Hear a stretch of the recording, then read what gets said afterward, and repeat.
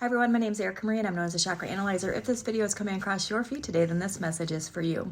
So I'm being guided to share a story with you all today, and I think you're going to like this story.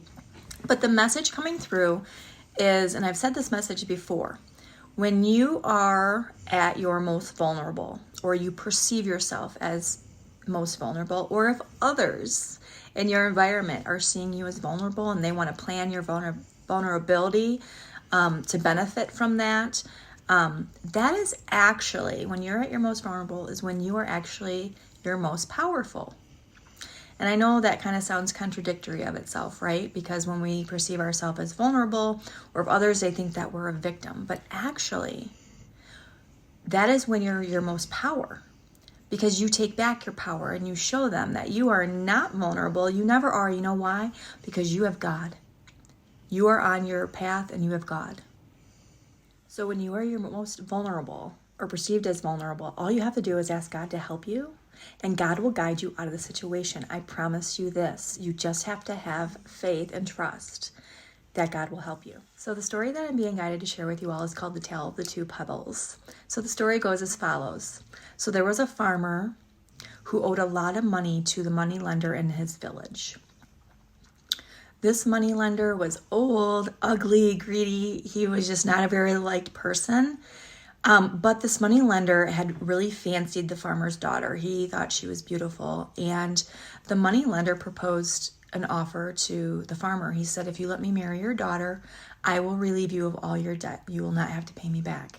Well, the farmer and the daughter were like horrified by this proposal from the money lender. So the money lender said, okay, well, fine. How about we just go have Providence decide this matter for us then? So the money lender said to the farmer and the daughter, he said, I am going to pick two pebbles, a white one and a black one, and I'm going to put it in an empty money bag. If the daughter draws from the money bag the black pebble, then she would have to marry the money lender, and her father's debt would be relieved. If the daughter picked the white pebble, she would not have to marry the moneylender, but her dad's debt would still be relieved. Okay? So they agreed to this, and they went out to the farm, and they were actually on a pebble gravel drive.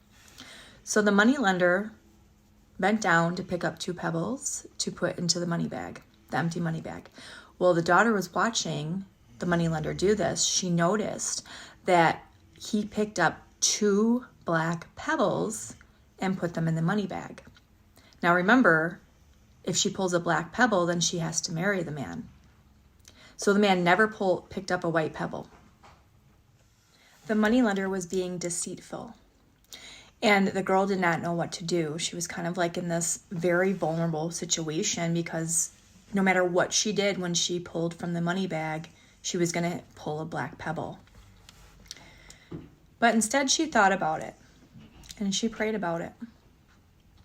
And this is where she takes back her power. So when the daughter was ordered to pull from the money bag, what she did is she looked around her environment. She waited for God to give her the answer, and she proceeded. She put her hand in the money bag. She pulled out one of the pebbles, and she actually stumbled with it, and she accidentally dropped it on the ground with the rest of the pebbles on the ground. Now, because the pebble that she picked blended in with the rest of the pebbles, it was impossible to see which pebble she actually drew. Was it the white one or was it the black one? No one was able to see where the pebble landed with the rest of the pebbles. It blended in.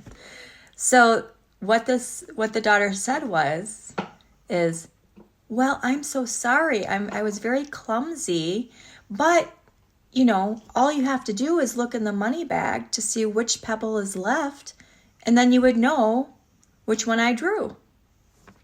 Well, of course, because the man had pulled two black pebbles, there was a black pebble in the bag.